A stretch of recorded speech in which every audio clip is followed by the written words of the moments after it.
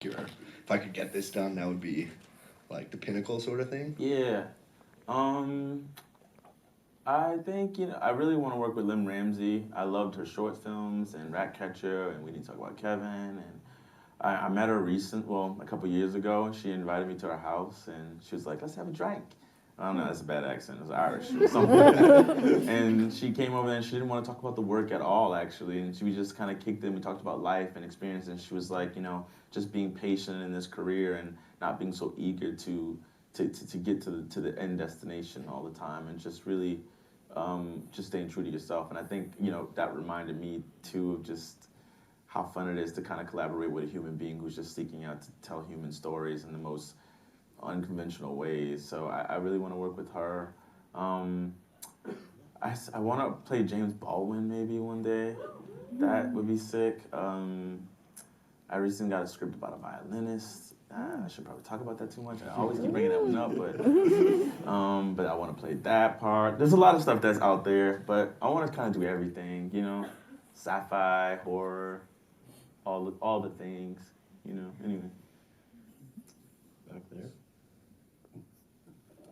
Hey guys, how you doing? Good. How are you? I'm really good. Good. It's really cool to see both of you guys. Your interview was amazing. I love both of you. You guys are great. Thank you. I saw both Waves and Luce recently. I told everyone I know about them, and they were really enthused as well. I just want to ask you two questions. First question is, can I give you my email address? Because I'm working on a screenplay, and I just want to give you my email address. 100%. Okay, great. Let's do it. Okay, perfect. Other than that, I just wanted to ask you about working with Sterling K. Brown. How was that for you? And then also working with Alexa and Sam Livingston on Euphoria. Mm-hmm. Might be on season 2 of Euphoria. That would be fucking amazing if you happen to be on season 2 of Euphoria. Be very thrilled about that. And then also, I want to ask you about code switching. So in both Luce and Waves, there's a lot of code switching that your characters did.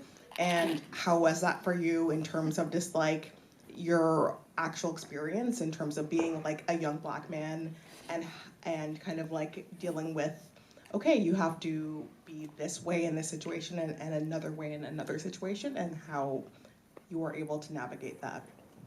Okay. I got this. So, Sterling K. Brown. Incredible. So patient. Really understood the importance of levity on a set and making sure that, he was looking at a bunch of 2 young actors that were going in and really going to those dark places, and Sterling was cracking jokes in between, he was just have a good time, it's not that deep, at the end of the day, it's not brain surgery, we're just making a movie. And that is important to kind of realize sometimes. And, he would come and talk to us every now and then, but he's also when he locks in, he locks in.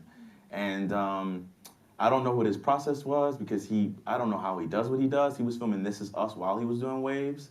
So he would leave every weekend, sometimes in the middle of the week, go back to LA, shoot This Is Us, then come back to Florida, shoot Waves, and learn the pages in between. And I was like, I couldn't, and I probably wouldn't.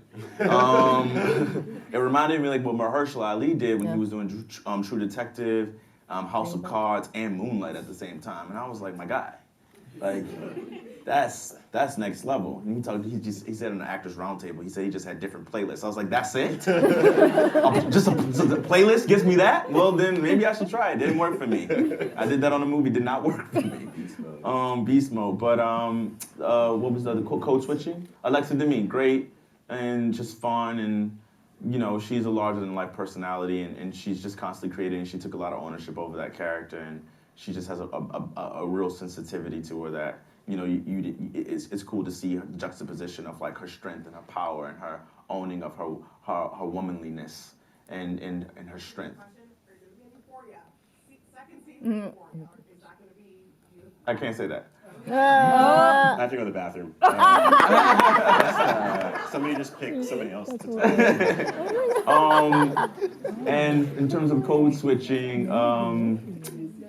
it was. I think it was when I went to that private school, it taught me a lot about trying to what things do they want to hear, and how do I feel like I fit in? It became a superpower. And so I think that's what Julius and I talked about a lot in JC, the writer, with Luce, was that Luce uses his code switching as a superpower. And knowing that I have the ability to make people like me in a split second, but also I still know what's going on. I still because I hold the power in that moment now, because you have been deceived, haven't you? You know? And and also the same thing in Waves. I think the difference between the two characters is with Luce, he has a little bit more agency and he has more privilege, because I don't even think he realizes he gets a secondhand privilege from by having white parents. But with Tyler, he doesn't have that same space. He doesn't have that same confidence that Luce might have. And his version of that is a little bit more is disjointed and all over the place, and trying to find the vocabulary and a way to articulate himself to get what he needs more. So it's something that we all kind of experience, and I think code switching kind of happens in a lot of races, actually. I think everyone code switches to an extent, but we Black people really know how to do it. And so, like, you know, if I was a superhero in a Marvel movie, if anybody want to ask that, I'd be code switching man. That's different. Yes. So we only have time for one end goal. Like, what do you plan to succeed in the end of your career? I get that question a lot, especially when I go on meetings. They love to, you know, they really want to know, what do you want? You know, I think that's important. But I also, I mean, it's a phase in my life of just really being patient and allowing the right things to come to me. I think it's worked for me thus far in terms of what's for me is for me, and I'm learning as I'm growing and evolving and as the world is changing. And I think my greatest asset in that is being present. So when I take on these roles, I feel like I'm with the culture and the people as I'm telling these things, instead of trying to figure out what is it that I'm trying to get to. Because my agents ask me a lot too, like, do you want to be like the Denzel type? Do you want to be Will Smith? You know, do you want to be Michael B. Jordan? Do you want to be any Black actor? And I'm always like, I want Tilda Swinton's career. You know, she's constantly transformed. I was like, I'm gonna be a short Black male Tilda Swinton, and that's different. But I think I get to co-create the life and the journey and the archetype of what a Kelvin Harrison Jr. career looks like on my own, but day by day. And I think about it like when acting first started and filmmaking first started, no one knew what the end result was gonna be. But they definitely knew about the choices they wanted to make in the moment. And I think it's all I can do is just be present every day with it, you know? Mm-hmm. Okay. Want to first of all thank all the TIFF staff for all their help. Some young actors do, some actors don't. I'd like to hear, if you strongly believe in a cause, and if you believe in activism. I don't know how active you are, but it's just my question. I'm wondering. Yeah, I mean, I definitely do believe in it. I've always tried to. I don't like to speak before I really have fully formed my thought a lot of the time, and so sometimes I've been very patient because I still feel like I'm developing as a human being and trying to really decide where do I stand in the spectrum and what do I want to fight for. Mental health has been a big one. I lost my cousin last year to mental health issues, and that's something I've been exploring and just trying to talk about. But form his ambiguity as a character? Oh, 100%. I think, what Julius did, what was so great with me was that every question, like I said, usually I'm in with these questions with the directors and I expect them to answer them. Julian was like, I'm not answering them. That's for you to answer. And so he kind of kept me in the dark with Luce a lot of the time. So I had to make choices. And so I think it was making decisions for myself in terms of what was my overall objective? What was I trying to say? And I was trying to make sure that this woman didn't put these kids, these minorities, these kids without enough agency and privilege in these boxes and take them down. And I think that left room. I knew all the answers to what was going on with Luce. So I knew where he was, when he was doing it, what was going on. And the trick for me playing the part was more in, it was always not showing my cards. Because if I let my parents know it became the game of like, I need to play them as well because they need a lesson. Luce was always about teaching. So he was like, I'm gonna teach them a lesson. They're gonna learn about this and they're gonna start to reveal their true selves. So will Harriet, so will these kids, so will everyone else. And I'm just gonna orchestrate it all.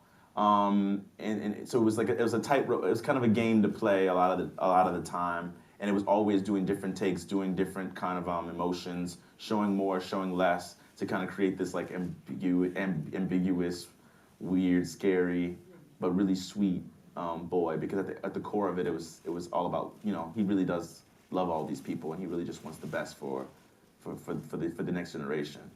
I don't know if that answers your question though, but yeah. Got this person in the middle.